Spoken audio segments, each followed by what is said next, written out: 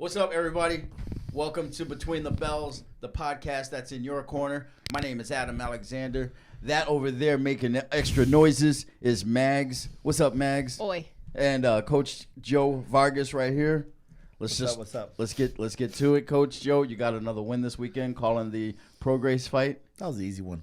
But he caught it in a split decision. Wait. I want to know something. How come he only gets credit for the calls? Cause that's it. He was like he messaged me. He's like, "Hey, don't let Magz talk about." I did. Don't tell her though. Don't let Magz talk. No, it was. We call after. I've addressed this on previous episodes. We call after Coach. When you disagree with Coach in his call, then you'll get the credit. But if Coach says, "Hey, I think Prograis is gonna win," and we go, "Yeah, Prograis is probably gonna win," we don't get credit. But see, we're on the same team, right? So we're 6-1, dog. All right, fine. We're 6-1. Whatever.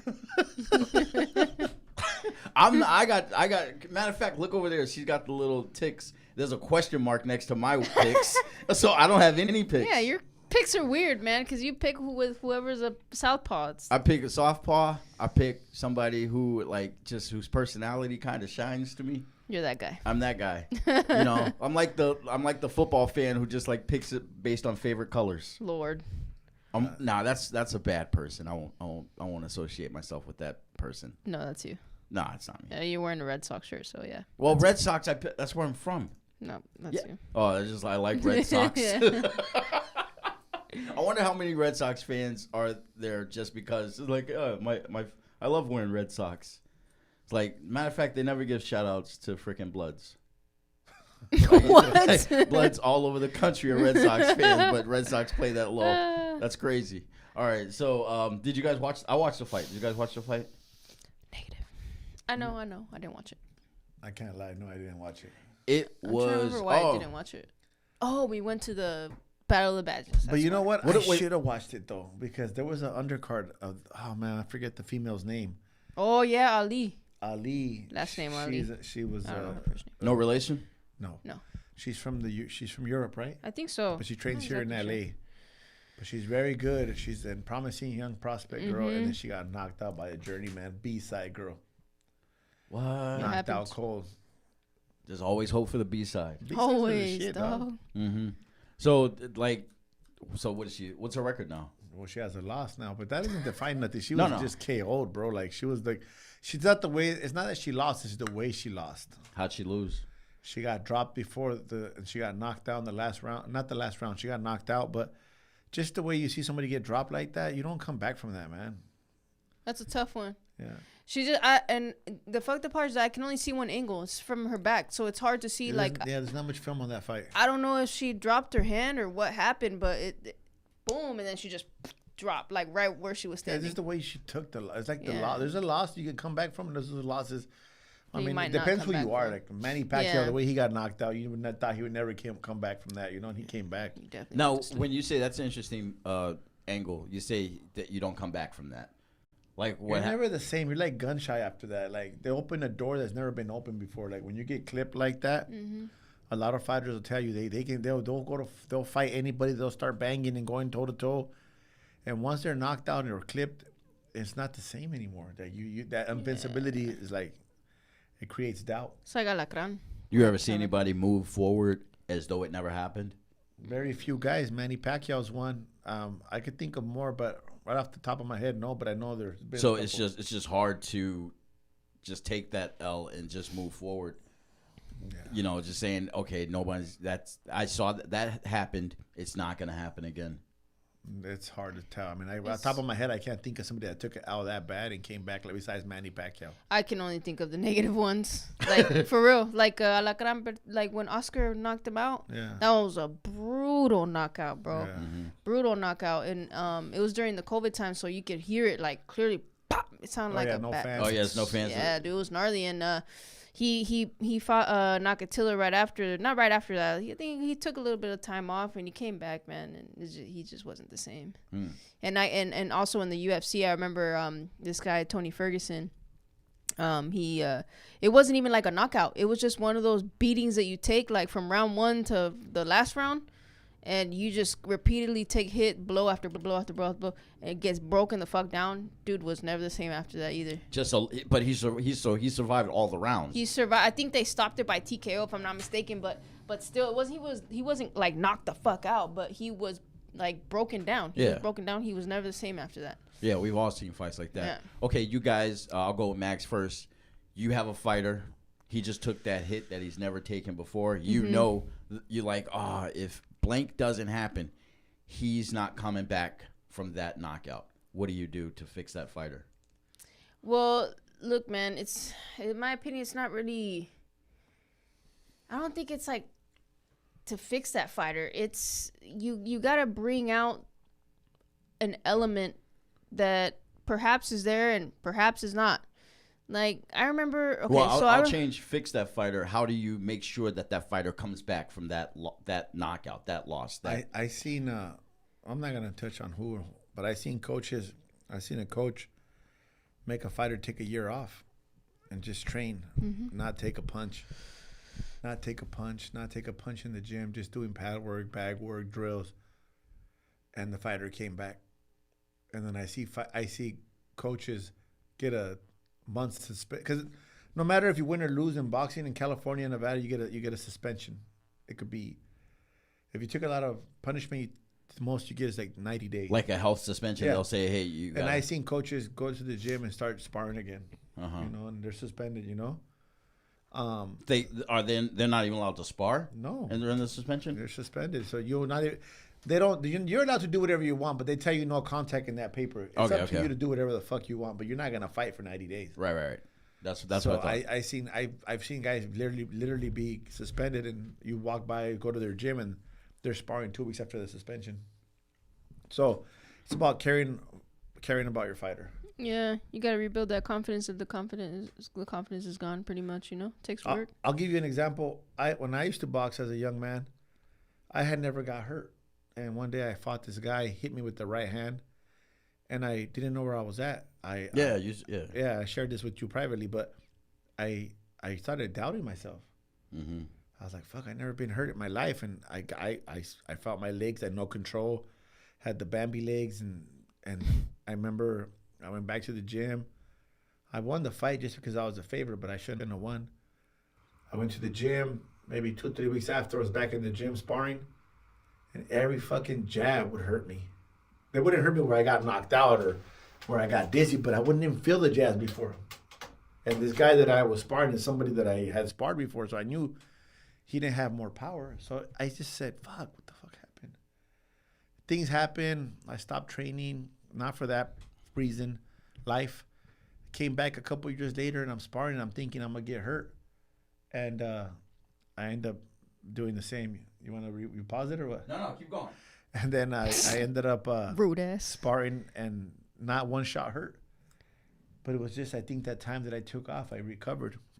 And we don't know, because we're not neurologists, how much damage the brain could take. Mm-hmm. We don't know. We take on our human element, like be tough, go strong, but it doesn't sound like a brain thing when people take this hit. It's an emotional thing. It's a heart thing. An awareness thing. It's an awareness thing. It's like you're more aware of it. It's like, oh, I didn't know that was open. I never want that to happen again. Yeah. No, but there's studies of the brain. Yeah. If not, they wouldn't have us do studies to fight to turn pro. Right. Yeah. The brain does. It does affect. Well, no. I mean, scientifically, that's a brain thing. Yeah. But I don't think it becomes. Is it your conscience or your mind telling you to stop? Exactly. It's not good for you. That's what I'm saying. So I think that the brain is, I don't know, that's something I'd like to tap into. How was your weight cut for that fight that you're talking about? No, that was a different. I know I told you about that story. That was a different fight. What weight cut? One time I wasn't gonna fight. When I was fighting. See, when I was fighting amateur, you fight open, so that means you fight guys with a lot of fights, I was fighting elite level. So one day I was gonna fight in San Diego in my house, in my hometown in National City, and this guy I was gonna fight this guy, and ended up not coming. He ended up changing it on me 2 days before the fight. So for 2 days, when you're cutting weight, I ballooned up in weight because I wasn't gonna fight. And my coach calls me on a Thursday, and we're fighting Saturday. He says, "Son, a kid's flying in. You're gonna fight this kid." And I was like, "Oh shit!" I jumped on the scale and I was 20-something pounds overweight. So I went in his garage. We had a treadmill. We had jump rope, and I would do 20 minutes on the jump rope, 20 minutes shadow boxing, 20 minutes on the treadmill. Repeated the cycle 2 times, and then I laid down with the blanket. And I took off I got close. I remember I didn't take off the 20 pounds. I took like 18. I slept 18 in how many days? In one day. And no, in one day, one sitting. Jeez. And I remember the next day in the morning, I went on the scale and I weighed 1 pound over. And I got all pissed off because it's not even a tournament. We just agreed to the weight, but I go, it's not even a tournament. Fuck it. If you don't want to fight me, I'm not fighting. And I fought that guy. And I remember the first round, he hit me with the shot. That's the first time I had experienced no control of my equilibrium. Like I got hit. Right. And I was like, oh shit, I think I'm hurt. And I had the film. I had to look for the film. Man, I look like a brand new horse being born. And just having to stand up. I ended up beating the guy, but it was just an experience that I was like, I had never experienced that. But the fight I'm telling her about was the guy who just clipped me with the right hand. I was in shape. I was in no weight cut. Everything was perfect, and I got hit. That's why it hurt, because I found I couldn't blame nothing but myself. Oh man, you know. I can see, and I think that's an element to a boxer not being able to come back from that special hit is saying, I don't have anything to blame. You know, like Ali, maybe you said maybe she dropped something. What if she didn't? What if she got fainted out of her That's own what I'm way? saying. I can't see that angle. Like, I don't know what happened. I want to break it down. She just says, it happened. I didn't, it happened to me. I didn't do anything to allow it to happen. It was going to happen regardless. There was no protection. But it reminds me of like the girl that hit her. She's working on that too, you know? Yeah. It's like yesterday we're watching the Padre game that she lost. And my cousin's over at the house. And he's like, man, they paid Machado all that money to fucking hit the ball. And I told him, bro, they pay that pitcher a lot of money too to strike Machado out, you know? Yeah. So you can look at it any way you want, bro. In boxing, when a fighter makes a mistake, the other opponent's watching them too for those mistakes. You know, it's like, it's who takes the risk and who doesn't take the risk in the fight.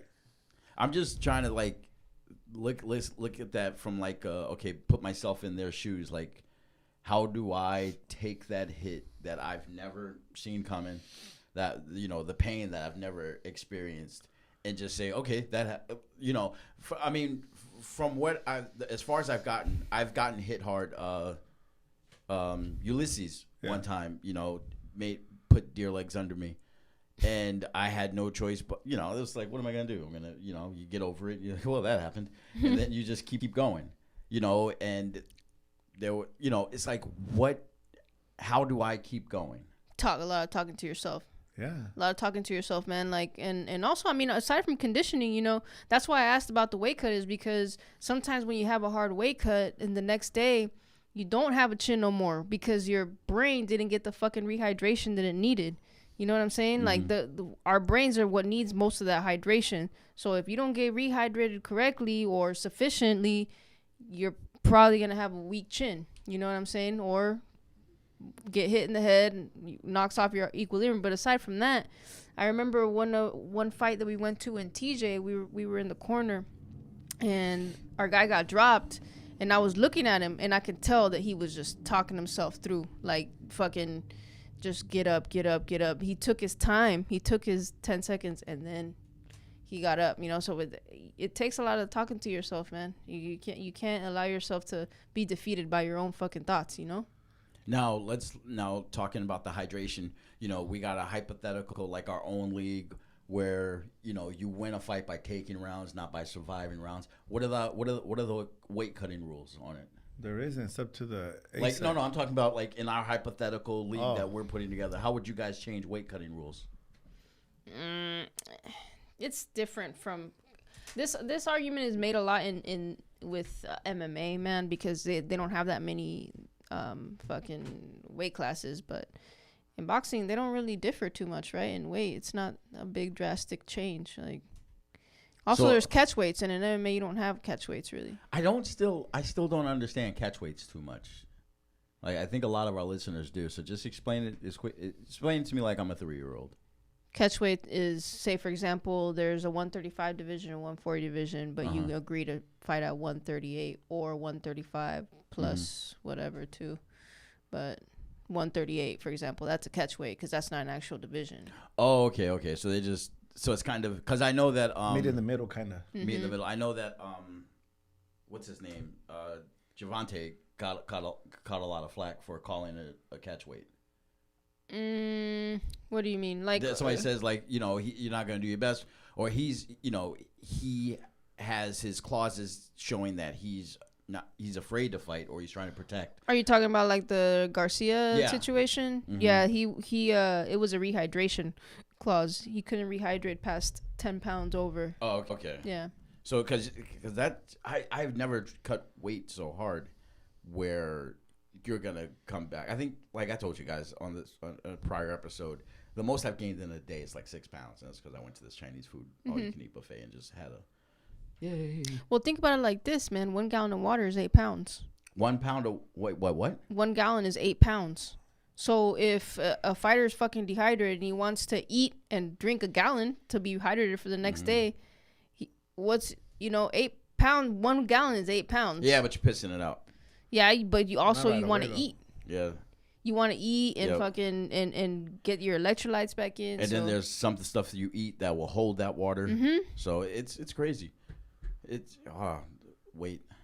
I think they say if you drink a gallon of water and you're dehydrated, you piss out like six You're not gonna piss it all out. The rest of your body absorbs it. Your organs and all that stuff.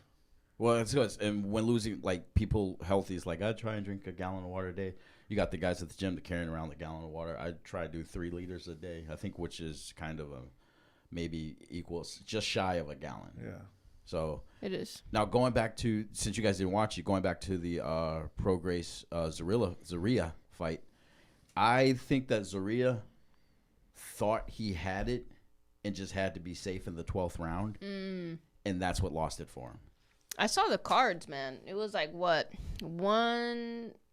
I can't remember, man, but 2 of them were lopsided and 1 of them was really close. Mm-hmm.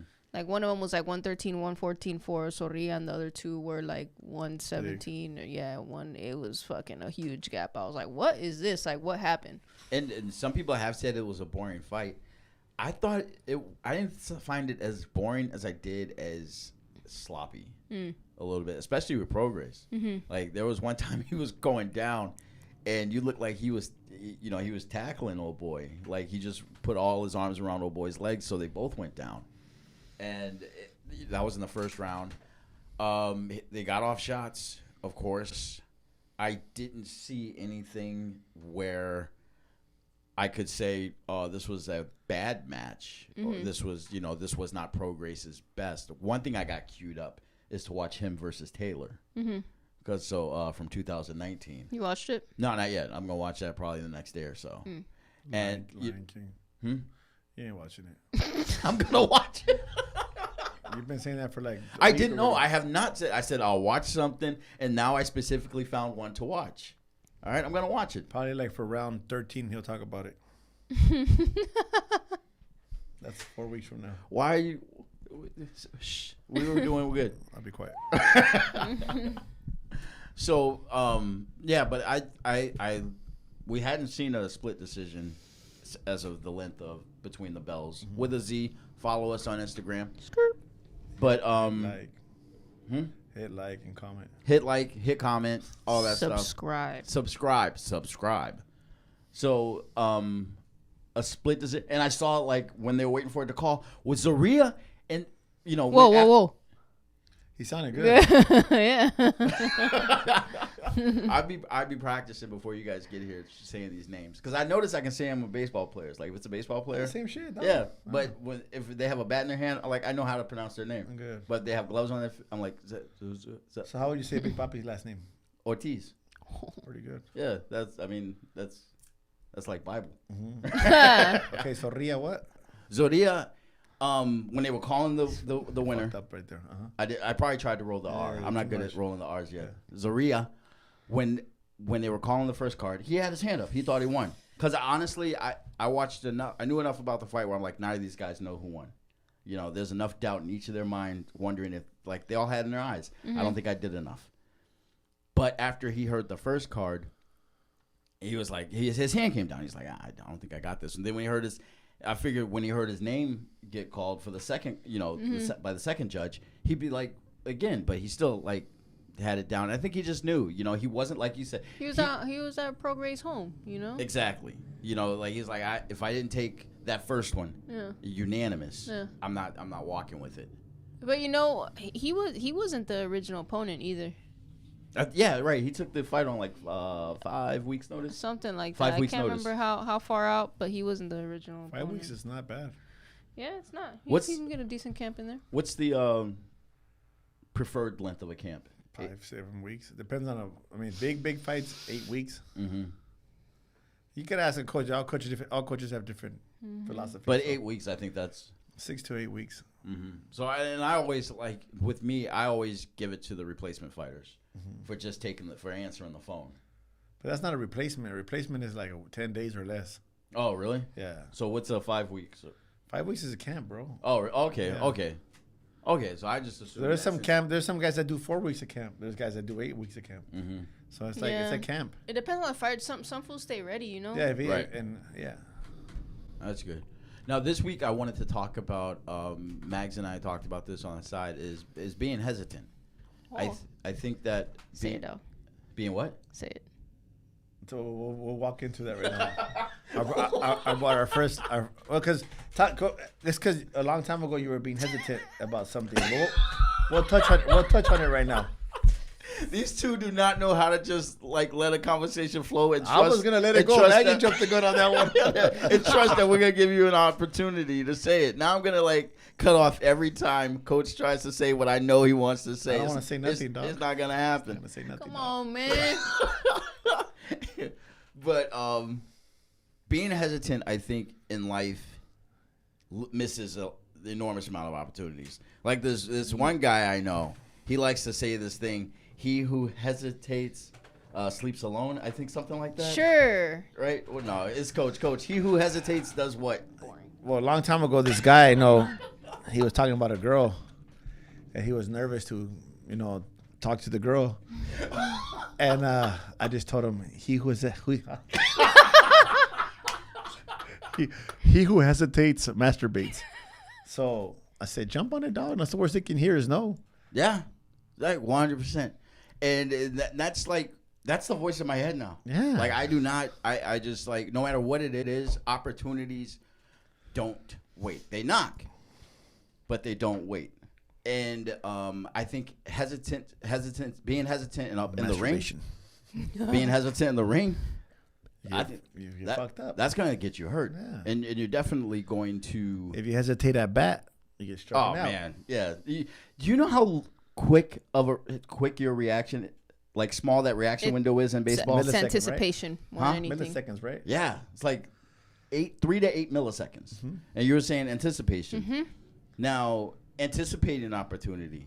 You want to in baseball? I'm saying like anticipation. That's kind of like that's what they're doing, man. Like they've done this shit so fucking much. They're like, you're reading body language, you're reading all this shit, trying to fucking see what the pitcher is doing. Listen to what use your peripherals and anticipation. Boom. Obviously, reaction time, bro. But at that point, like that motherfucker's. Yeah, he's anticipating. You're anticipating a particular pitch. Yeah. Like a lot of times, I've gotten froze up by a fastball because I'm anticipating a curveball. Yeah. And it's like you just stand there. It's like whop, and you're like, God dang it! I just stood still. Yeah. But in boxing, like hesitating in boxing, we talked about boxers who don't close well. Do you think that hesitation is a problem in that situation? I would think that. If a boxer doesn't close well, one of the reasons may be they hesitate on that final move or on that last move, because if you hesitate, it gives your opponent time to get out of the way. Yeah. I got some little notes. Go. Am I lame for it. Busting out notes? Yep. No. Or a little something for first. Okay, so the education comes from this side of the room. Skirt. Okay, so I put hesitation is born out of fear, and fear is defeated with action.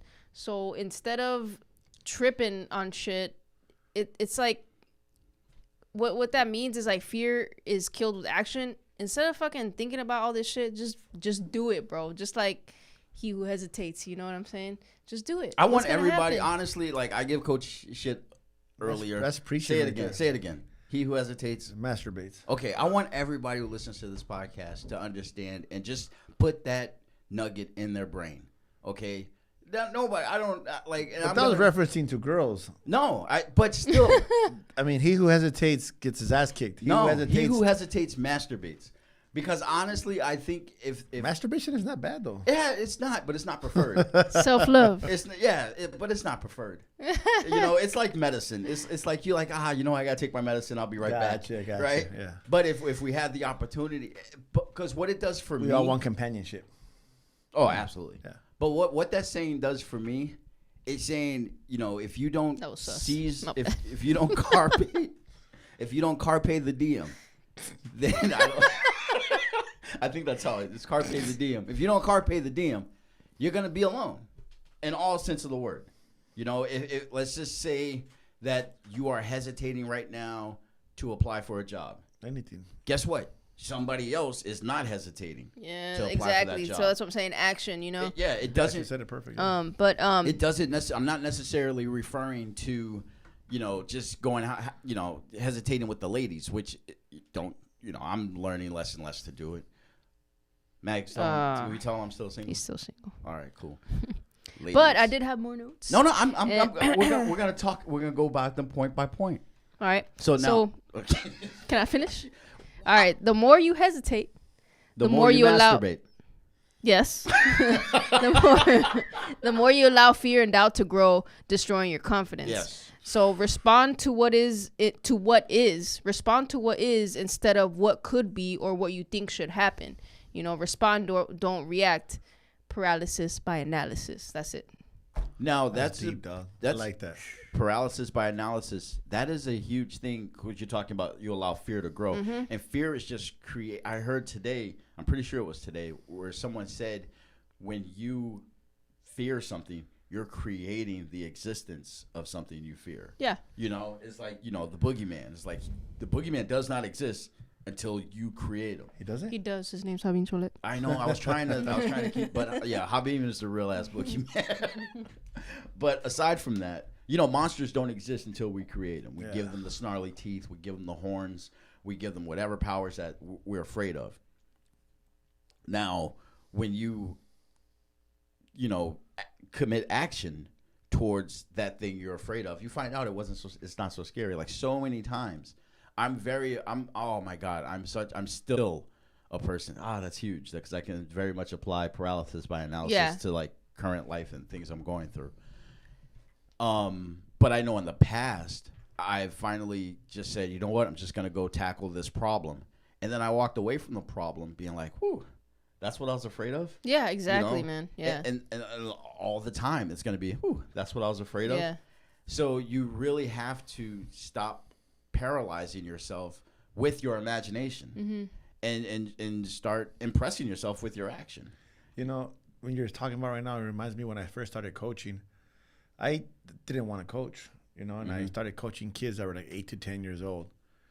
And I remember the kids being petrified. I know it's a little different. I know they're little. They don't even understand hesitation and fear and all that stuff. But as our job as a coach is to teach them not to be afraid. So we work with them. And I had these kids. And I remember the first time I went to go compete with them, I was more scared for them than they were for themselves. I was like, at the same time, I was like, how am I teaching these kids to be positive and be like, but I'm scared, Mm-hmm.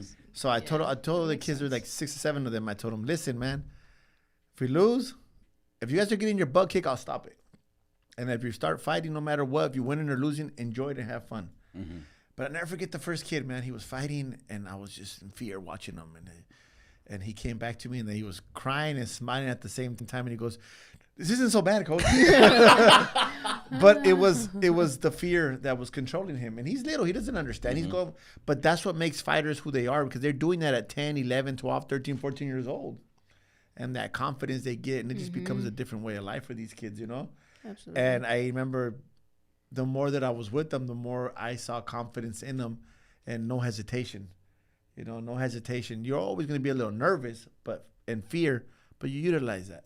Yeah. But I learned that teach them to be confident will stop, which Maggie just said. Teach them to be active and not so not just so thinking of the fight. Just react. React to the moment. React to the moment, and this is thank you for that, because it's just reacting to the moment allows you to understand the moment. You can make a mistake. You'll react or respond. Yeah. You'll commit an action and you'll make a mistake. But what you'll do then is go, okay, next time I'm going to do this. But if you're afraid and you're not moving and you're over analyzing and you're hesitant, you still don't know what you'll do. Yeah, that's the thing. When we create the monster in our head, we are brilliant creators because we create a monster that we can't beat. With our imagination. But when we act, it was like, okay, I see that I can beat that if I go about it this way. What were you gonna say? Well, no, that's the thing in the ring, man. Like hesitation, that shit. That's something that you bring upon yourself. You know what I'm saying? And I've seen situations where this motherfucker could put hands on the person they're sparring or fighting or whatever, but they're hesitating. Like they're hesitating to pull the trigger, and it's like, what? Like it's fear. It's in their head. Like, fuck, what if I miss? What if I miss and then they hit me? What if I make them mad? Yeah. Well, this is the game, dude. The what if I make them mad? That's they always think about everything negative. They don't think I can hurt him. I can control the tempo. I can control the range. I can control the pace. They say what you just said again. They always think negative. They always think negative. Yeah. You can't do that when. Well, no, that's. I'm sorry to interrupt. No, that's my job and Maggie's job and Gordo's job as a coach. Maggie's. She notices that every time the guys come up to me and tell me something, oh, my hand hurts or this hurts, I tell them, so what? Let's get ready, because you wanna create an environment of being able to adjust and adapt, Adapt. And yeah, we're all hurt, Today, me and Maggie, we held 15 rounds of pads. I have a broken finger, and we're holding pads, and I'm not complaining to the kid. She's not complaining about her shoulders or legs or nothing. We're out there working with these guys, so they start seeing, like, oh, shit, they're out there with us, too. I did something today, and this is, like, to that point. Like, you don't want to allow someone to become afraid, someone you care about. Yeah. You just don't. Like, there's this old John Wayne, I think it's John Wayne. It's like, white guy cowboy movie. And he's standing next to a lake with a kid. And the mom goes, he can't swim. So he goes, oh, he can't, can he? And then he threw him in the lake. Gonna learn today. He's gonna learn to swim, and the kid, of course, learns to swim and comes back. But what is the little kid's name who's in our class today? Nick. The white shirt? Yeah. That's Nick. So he had to get on the treadmill, and and while I'm unwrapping, he gets off the treadmill. I'm sitting next to Gordo. He comes over and goes, I got a cramp in my stomach. And Gordo was like, okay, but me, I was like, oh, then just do 5 more minutes. That's 5. Get back on the treadmill. Do 5 more minutes. He looked at me, and then he looked at Gordo because I'm talking out of line, And Gordo just shrugs his shoulders, and then I pointed at it again, and the kid got back on there, and I was aggressive. I was, stern with the kid, but I was serious. I was assertive. Yeah, assertive. There you go. I was serious. It's like that pain, and this is, me taking my own medicine. I got to go run with the OB run club tonight because I was running my mouth. But that pain that you feel when you're running, that's the most pain. I think that's the most pain you will feel in your life. And that's why it's so important to keep running through that. Yeah, you looked at me like you were gonna call bullshit. I'm sure there's other shit that could fucking hurt. I think, but I think it's the mental part, right? Yeah. Coach was talking about this earlier about like the 3rd mile or like when you first started running again when you were in Mexico, man. Yeah, we talked about that today. Go ahead, I'm sorry. But for me, it's the first one. It's the first mile, man. You're shaking off the fucking rust. Even though I ran yesterday, bro. Even though I've been running every day consecutively, it's that fucking first mile. But after the first mile, and I do like at least 30 minutes a day. When I get to the 30-minute, man, I can go another 30. But the fucking first mile, I'm like, why am I doing this shit, bro? Yeah. But I feel great afterwards. But, Coach was telling his story about when he went to Mexico and he started running again. He was a little overweight, you know, and oh no, yeah, I was telling you go ahead and say. now you say it, man. No, because I was telling we're talking about mindsets because Javi was asking me Jose was asking me how do I do 20 rounds of mitts and this and that and whoop-de-whoop and then let some bad stuff out. But I said because it's all strong mindset, you know, it's a strong mindset. And I was telling, I got a little group of them today, and I said, when I went to Mexico City, we're in the mountains of Toluca, and we're at the highest point. It's 13,000 feet above sea level. And I told the guys, I was barely starting to run at that time, so I was running like anywhere from 3 miles, you know? And I said, by the time I leave, we're going to be there for a month. My birthday was going to be right when we came back. I said, by the time I hit my birthday, I want to run 10 miles up here. So as I get up there to stretch out and warm up, I go, if I don't reach the 10 miles on my birthday, I'm going to be mad because I'm going to go home without reaching the 10 miles. I'm going to go for 10 miles right now. Fuck it. And I start running. And yeah, at mile 3, I'm like, God damn, Joe, you better stop. You know, this shit hurts. And I took by mile 3 or 4, I was like, damn, I'm almost done, dog. And by mile 5 or 6, I'm like, oh shit, I'm in my rhythm. You know, here I go. But by mile 8 or 9, I'm like, fuck, just finish, Joe, just finish. But I achieved the 10 miles the first day I got there. After that, I was running. The most I ran up there was 13, 14. I left this out. I didn't tell them this. When I got home, and my wife will tell you, I went to sleep the first day I got home, right? And then I woke up early, like around, because we're on a different time zone over there. I woke up around 4 in the morning, and I said, damn, I'm going to go for a run. My wife's sleeping. She's not going to get up. So I go, boom, boom, put my headphones on, my phone. I start running. And then I'm running so much that I know I covered a lot of distance. And then my phone rings, boom, and I look at my phone. I'm on mile 20 already. What? And I was at like a little bit under 3 hours already running, right? And I stopped to run. I stopped running so I could talk to my wife. It was my wife calling me. Where the hell are you at? She's like Kentucky. I said I went for a run. She's like, where? And I said just around Hammershaw, Spring Valley, all the whole area, you know. And she's like, I'm gonna go to the store. Anything you need? I said, no, I'm good. I still needed like 4 more miles to get up to my house. So when I wanted to run again, my legs just went boom. She stopped you. She stopped me, so I didn't want to run and talk to her, and I couldn't talk no more. So I said, hey, when you go to the store, can you pick me up? But she didn't believe. Thank God, these phones and these. I showed her, boom, 20 miles, and I was like, dude, if I would have told myself in the morning I was gonna go run 20 miles, I probably wouldn't have done it. Yeah. And that coach, that just gives me a lot of motivation because I haven't run in a bit. Like running is the hardest thing to do. It's I don't know why. It's the hardest thing for you. Some people love it. Go ahead. I'm sorry.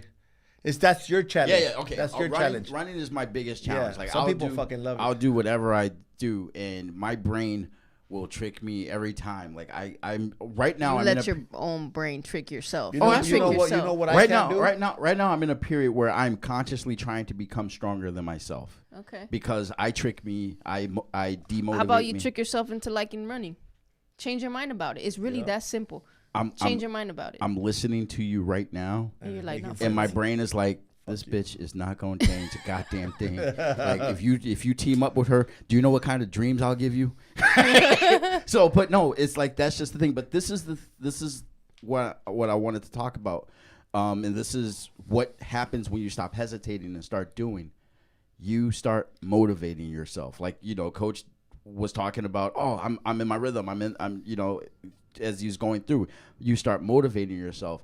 I remember the first time I ever motivated myself, I heard like that inner voice motivate me because you and I've talked and you know that I have a history of just a bad voice in my head. But I had just started rapping and I was in the studio and I was trying to get through this real complicated rhyme scheme that I did. And I was like at the very end of it, and I just heard a voice in my head just go, "You're almost there. You got this." And that almost threw me off. So I had never heard like my inner voice say anything positive. Yeah. But when you start becoming your own coach, like you guys all know that these two have chairs in my head. Like they're in the boardroom. And are they these chairs? Okay. I had to. Yeah, I know. That was awesome. That was that was great. But they but look at his chair. No squeaks. Look at ours. And it rolls. Go ahead about your inner thoughts. My inner thoughts right now don't like you too. Hey, before you tell me what you're gonna tell me, when I started coaching, I don't know why I got into like wanting to see coaches coach people in different sports and how they communicated with them. And I was watching Michael Irvin, who's never been a coach. Right. And he had a show, I don't know, 10, 15 people that know this shit. 10, 15 years ago, he had a show, and he had these guys all trying to win a slot on the football team. And he grabs the guys, and he's doing drills with them, and he tells them all, in the fourth quarter of football is when the games are won. Yep. And he says, "Go Pats." In the fourth quarter, Pats suck ass. In the fourth quarter, no, they don't, but I hate them. In the fourth quarter is when your muscles start giving out. You start doubting yourself. And he says something that right now, as you reminded me of it. He said, that's when you tell your brain to shut the fuck up, man. Yeah. And do what you were taught to do. Yeah. You know, because your brain's always going to tell you what you can't do. It hardly tells you what you can do. And it's so convincing. It's a defense mechanism. Screw what I was going to say. I'm going to, and again, this is a huge Between the Bellz moment. The brain is so convincing. Like the old Yogi Berra saying, whether you can or you can't, whether you think you can, whether you think you can't, what? But she made a great point right now. Why don't you tell your brain to do what I'm going to throw it to her so she can say it. Yeah. Whether you Yogi Berra says whether you think you can or you can't, you're right. Yeah.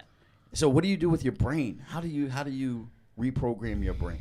Well, you start from where that's coming from, I will say that we focus on the negative because that's just how we're kind of wired. You know what I'm saying?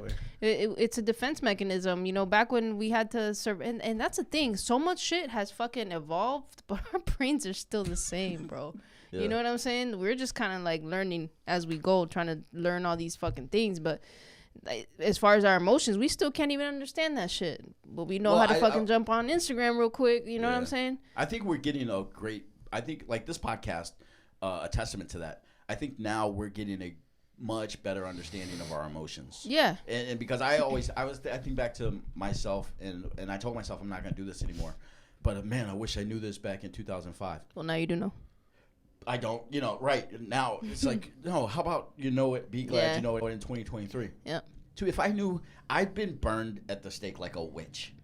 If I go back to 2005 and start talking about emotions and self-affirmations and stuff like that because society just isn't ready for it. Yeah, society. They think they are, but they're not. No, and right now in 2023, we're going to look back to this day from 2053 and be like, oh man, we were savages. Fuck what society says, bro. That's right. No, I'm just saying that's yes, always whatever society says, fuck what they say. Yeah. See, I always have to agree with Coach every now and then, just so he feels heard. So right, I don't give that's fuck society, fuck what they say, fuck how they tell you to raise your kids, fuck what they tell you. It's what your happiness and your content in your life. Because if you listen to society, you won't be happy. Yeah. Well, absolutely. Here, what? So running. Do you want to run? Do you want to become a better runner? I want to become a better boxer. Okay. Well, and you think running. And that's running. So what's your history with running since your first memories? Okay. All right. So in baseball, the fat asses they run about just to warm up, maybe one lap around the baseball field. Baseball. Yep. It wasn't in baseball. It's running in my first memory of running is this turned into a therapy session. Is in Pop Warner football in a good place, and we'd had to run, and I just couldn't breathe. Yeah, you couldn't breathe, Dick. How old were you? Probably. God, this is so aggressive. You couldn't breathe, Dick. I was like, I'm just running, and we had to run. The big Fletcher Field. You didn't know how to run. No, but it was like. I didn't want to be last, so I'm just like swallowing air and pushing myself. So you're comparing yourself to others. And then when I got to high school, I was on the track team, but I was a high jumper. Okay. And whenever we had to run that warm up mile, coach like, all right, everybody, warm up. Like when you say shadow box, coach say everybody. I just go lay back down on the high jump mat. Okay. And what happened was, as long as I won the high jump, which I always did. Yeah. My coach never made me run. So you were good. So your history of running isn't quite great. You don't have a good relationship with you and running. No. So that's what we got to change is that your relationship with running. So the good news is you can start. right now. You can start over. And I got a new pair. I got a pair of kicks, not these. Coach, stop looking at my feet. Yeah. I got the socks. They're fucking ugly.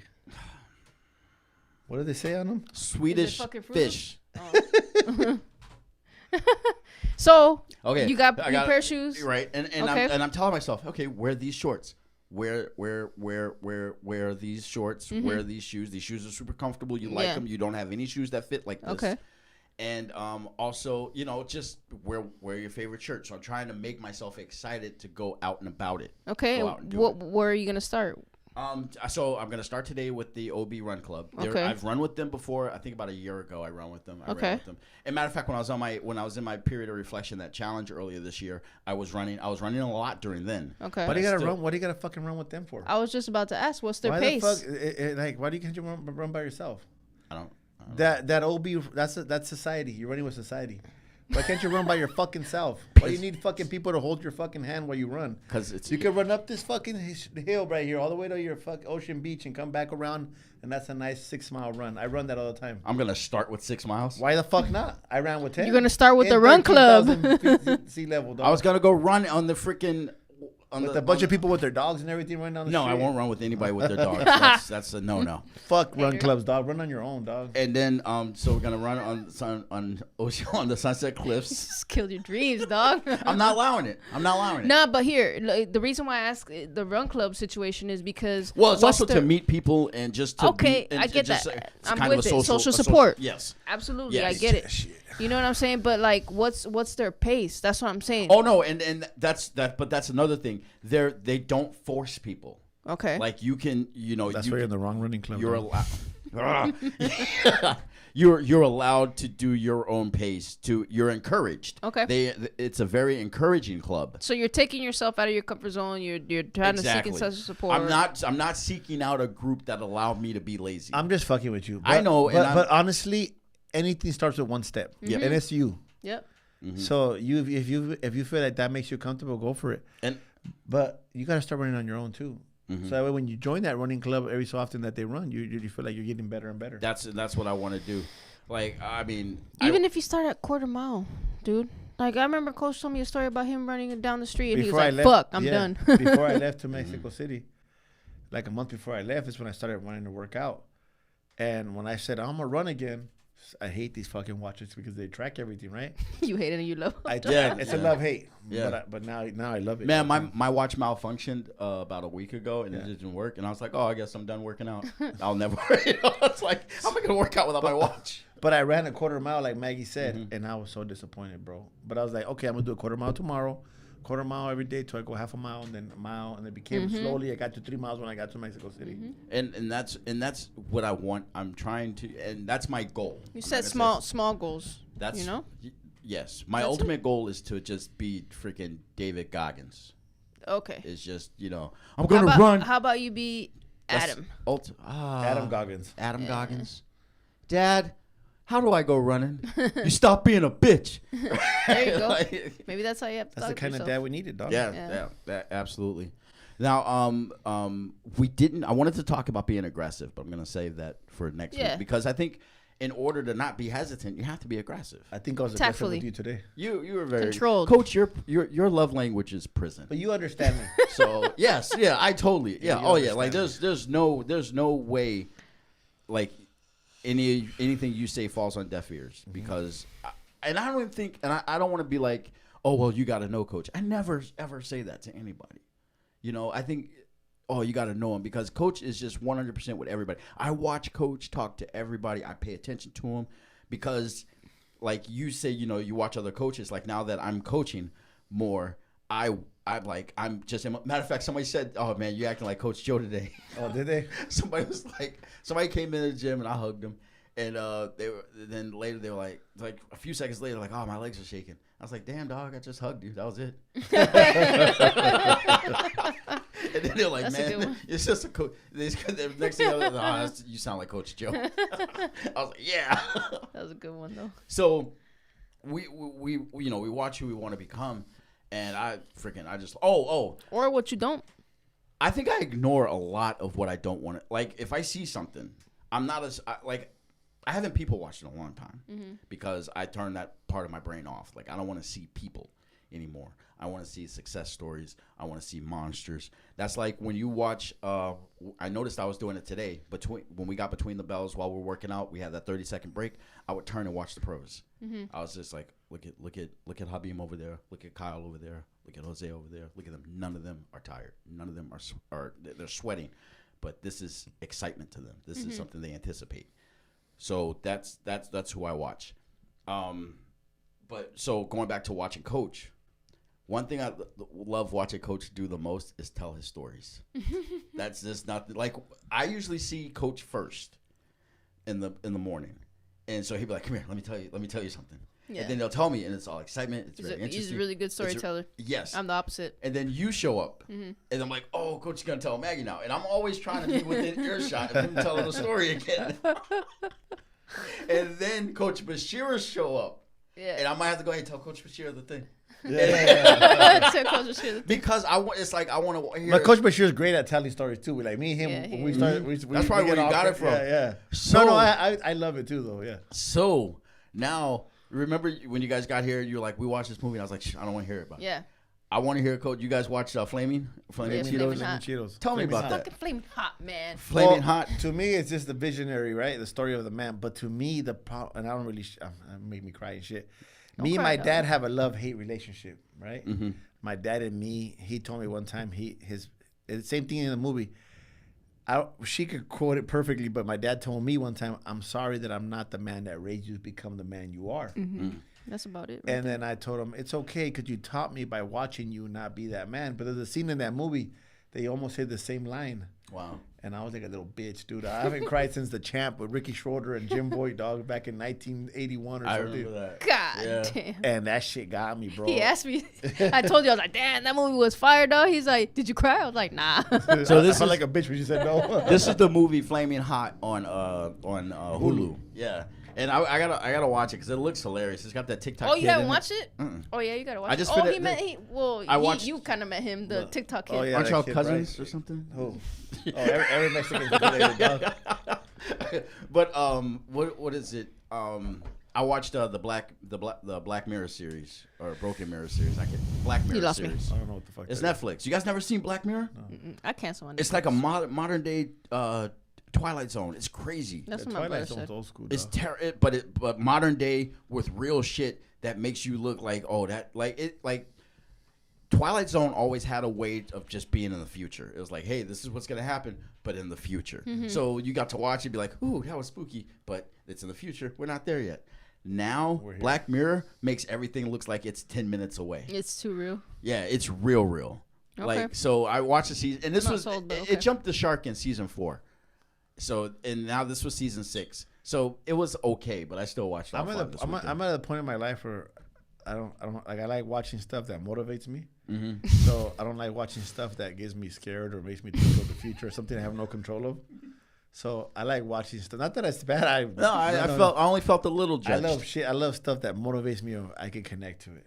Yeah. You know, that shit. Like Flaming Hot. Like Flaming Hot. It's because those guys, dog, like they're cholos, they're fucking I saw the trailer for There's it. a black dude in it. Oh, really? One black guy. Yeah, it's always one. Pretty good. Yeah. You're in good hands. I taught him everything he knows, though. Dude, you sound like a white person. That's like you're the guy in construction, right? It's like me. That's why I can relate to it. You sound like a white person trying to get me to watch Air. No. It's because Air was good, though. They're like, there's 2 white black guys in it. I'm like, yeah, I know. I was telling Maggie when I worked in construction, I went to construction 19 years old. I didn't know nobody. And the first guy, there was about 10 Mexican dudes there. The first guy that took me under his wing was a black dude who I still stay in touch with to this day. Cool.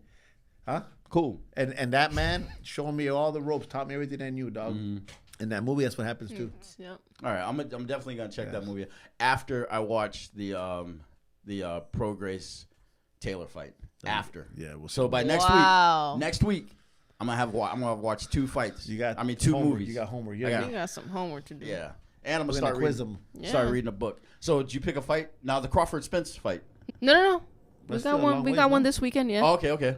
My bad. That's no, you're good. We got Berlanga against Quigley this weekend. Quigley. Yeah. I like that name. Good for you. I don't know if he's a lefty, so I don't remember. But Berlanga hasn't fought in I think it's been like a year, if not maybe more. It's been a while. He got suspended for biting somebody in the ring, so that was 6 months, and I think it's been about a year. But he'll be fighting, and I believe it's gonna be in New York. So he will be at home. Okay. It's gonna be interesting to see because Quigley is actually a decent opponent, and Berlanga has faced a lot of criticism in the past because he went 16-0, knocked everybody out in the first round, and then a few fights after that, just no more knockouts. I guess you could say he got a little bit of exposed or whatever, but I kind of want to see what adjustments he's made and if he's actually progressing and moving forward. So I'm excited to see what comes out of that fight. Okay. And now who's your pick on that? Well, that's kind of what I want to see. So you don't have a pick? I think Berlanga's going to win. Quigley, you don't know much about this guy? He just fought. Who did he fight, bro? Is it on there? He fought Shane Mosley Jr. Shane Mosley Jr. That's right. I'm going to go for the upset on this one. I'm going to go Jason Quigley. You're talking over your microphone. Oh, I'm going to go with Jason Quigley. There you go. Ooh, you really? Lord forbid. I'm sorry, though. Why? Why are you going over? Why are you going? Experience. I mean, Berlanga has a lot to prove in this one. He's coming off a bite. That sounds funny. And he just has a lot to prove, bro. He's looked bad his last 2-3 fights. Yeah. This is probably the most experienced guy he's gonna fight. And this guy that he's fighting is declining. But he might come up. Sometimes those old horses might get up for a new, a young prospect. So True. I'm just gonna go in for the upset. I hate picking the favorite. I mean, I don't know. Berlanga just no, not to you, bro, not to you. But I'm just gonna. I don't know. Something tells me quickly. I wouldn't be surprised. Berlanga doesn't look like the guy who everybody thought he was gonna be. Mm-hmm. That's good. And you're 6-1. You're not. I gotta give it to you. Going with the underdog. You're not protecting that record. You're not worried about it. Taking a risk. I should be 7-0, but yeah, I got you. Yep. I don't even hear that anymore. That's just is what it is. Now, if you're trying to get a a boxing, if you're trying to use this fight to get boxing a new fan, what would you tell like somebody to watch for in this fight? This one? Mm-hmm. Berlanga's coming off a bite. Yeah, he's a biter. He's a biter. This was mid-fight. He just bit the dude. Like where? I think it was on his shoulder. Bite him, dog. What the fuck? Ear. Dog? Yeah, it was some top part of the body. Yeah, but it was shoulder. Anywhere else is where bad. Shoulder. Dog. Yeah, he bit a nipple. Think of the shoulders up, dog. Shoulders up. Yeah, but that's still like neck. Shoulder. Neck would be romantic, huh? That would be that's like the worst bite you can do, dog. Yeah, that would be. Yeah, I'm gonna kiss a dude on his neck just to throw him That off. happens You a lot. said that That right happens a now. lot. I'm gonna do it. All Like, right. if you're sparring me, you might no, get a smooch. You might. No, it happened. I've kissed people when I'm sparring them. Really? Yeah, they could tell you like, just fuck with them, dog. Like, Coach taught me the Mexican feint. So, so I have no doubt that dudes have gotten out of the ring with him pregnant. So. All right, so we're looking for Quigley. Oh, now you picked one, he picked one. Now she's right. She's right. So this is gonna be. We did this. Hey, Loma Adam. and Haney. I had picked Haney, but nobody wants to talk about that. Oh, she did. Okay, she just want to know. I hit a car right now when I was parking, dog. Is that my car? Yeah. I hit his car. Oh, It's called nut to butt. Yeah, I've done the nut to butt part. Matter of fact, I was sitting in my car one time. Is that record? I was sitting in my car one time, and this lady's like behind me. You could just see she went emphatic for some reason, and so I'm sitting in my car letting it warm up because it's an old car. I'm 4,000 miles away from 300K. That's right. Dog. That's right. Yeah. You're almost like Al Bundy, huh? That was a great episode. Yeah. So so I look back. I'm like, "What are you?" So I go, "Is everything okay?" And she's like, "You're out of my car." And so all I did was release the emergency brake. The car just slid forward, and she goes, "Oh, okay. It was just the license plate." I was like, "You lady, just get in your car, go home." So now it's like I see that. I'm like, that's just affection. That's not bad. That's just affection. That's just love. That's like a kiss and sparring. Exactly. Yeah. All right, you guys have been awesome. Thank you guys very much for watching this episode of Between the Bellz with a Z. Like, subscribe, comment, share with your friends. Between the Bell with a Z. Go to Instagram. Give us a follow. Is the video even on? It's on. Yeah, you sure? It better be on, because I've been doing good producer work. Yes, it's on. We're in our 51st Fuck minute. yeah, we're getting better and better. So I'm just see. One day we'll get a good camera. That's a great camera. That's a badass camera. That's dog. a dope ass camera. I Look at love that. that Look at that. camera. Look at that stand. We just I need the love that chairs. camera, That's yeah. it. Maybe we might get. If you I'll guys, bring my Allen wrench next time. Matter You're of gonna fact, donate some chairs. this is our We're first taking reach. no This is our first reach out on the podcast. They want Do you to have change the back. chairs? These fucking shirts are Nope, horrible. nope. The shirts stay because I'm the peaceful Jedi. We're not and this even is Star a Wars representation. fans. I've never even seen Star Wars. Bye. See you guys.